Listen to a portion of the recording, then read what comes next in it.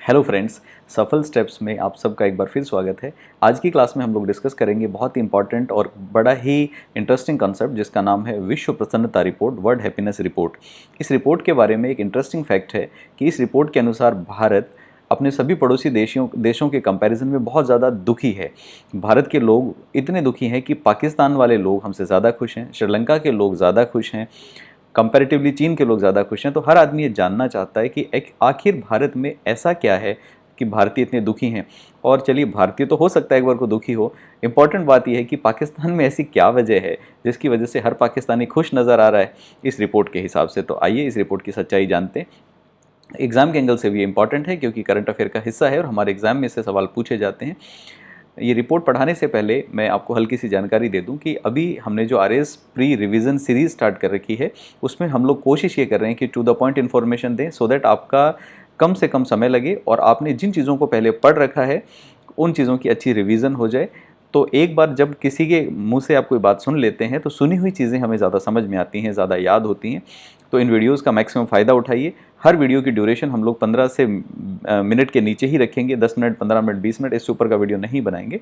और कोशिश ये करेंगे कि हर वीडियो में कम से कम आपको एक पूरा का पूरा चैप्टर या कम से कम एक बहुत इंपॉर्टेंट कॉन्सेप्ट मिल जाए जिससे आपके क्वेश्चन आने की संभावना हो। जहाँ से प्रश्न आने की संभावना कम है, जहाँ से प्रश्न नहीं आएंगे, उन चीज़ों को हम लोग अभी फ़िलहाल टच नहीं करेंगे।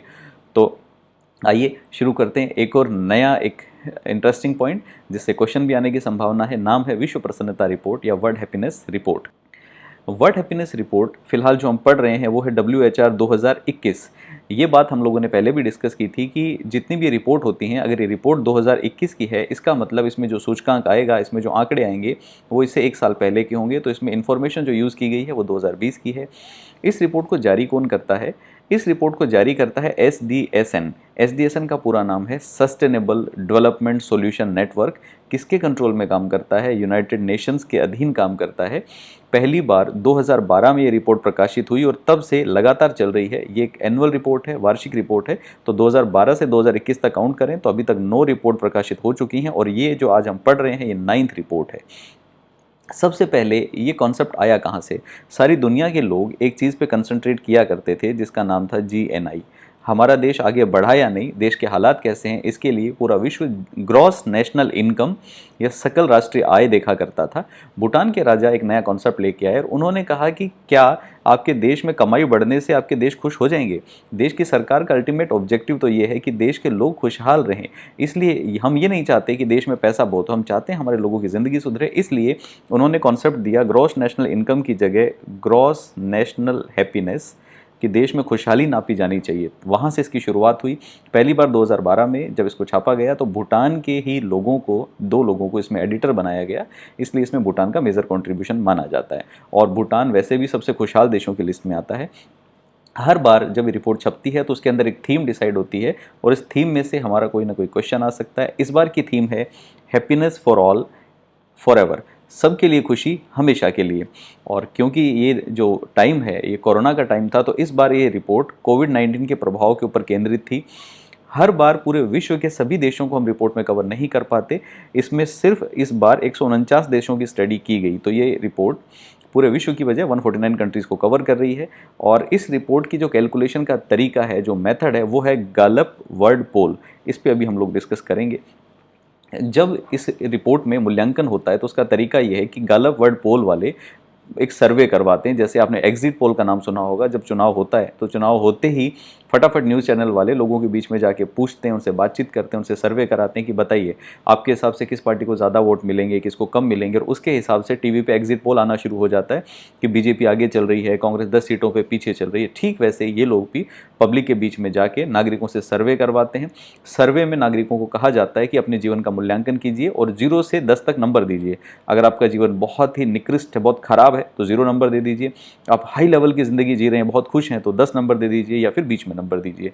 6 क्वेश्चंस उनसे पूछे जाते हैं। सबसे पहला एक फैक्टर होता है वो है प्रति व्यक्ति GDP, प्रति व्यक्ति राष्ट्रीय आय कितनी है, सकल घरेलू उत्पाद कितना है, वो भी क्रय शक्ति क्षमता के आधार पे।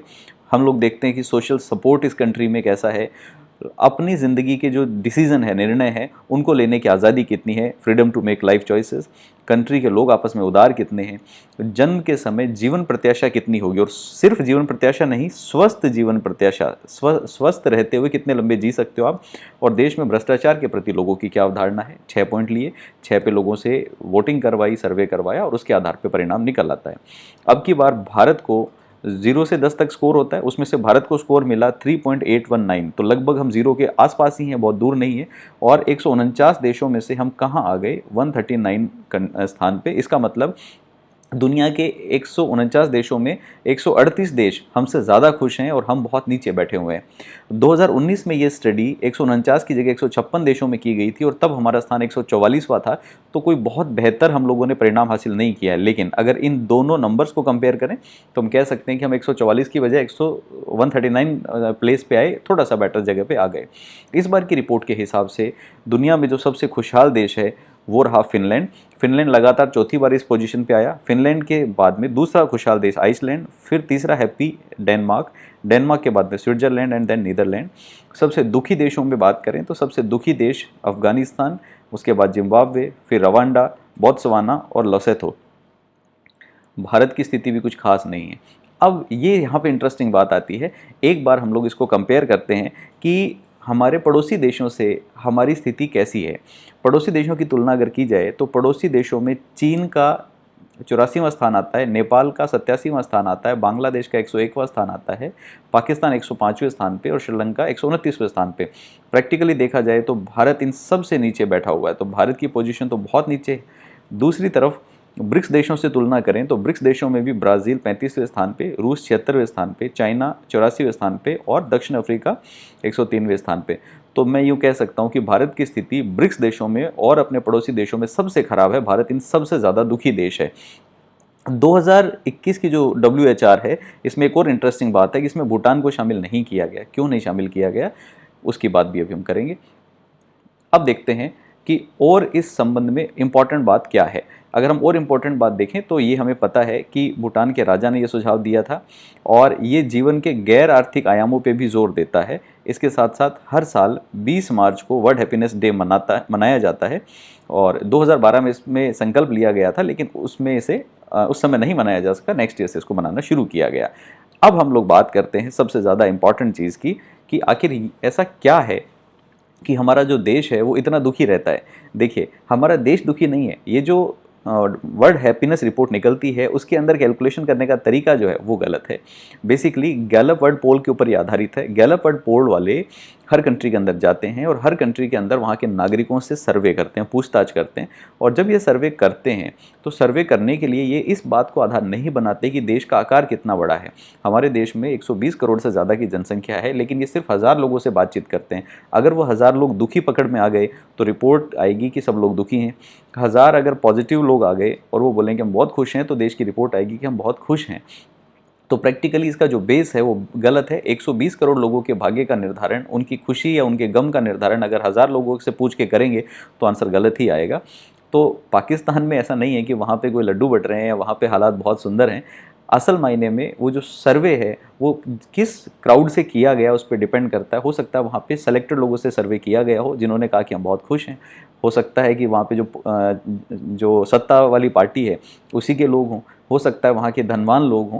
तो अगर सैंपल गलत है तो परिणाम गलत आएगा। और क्योंकि रिपोर्ट प्योरली सैंपल पे बेस्ड है, इसलिए इसके बारे में ज़्यादा चिंतित होने की ज़रूरत नहीं है।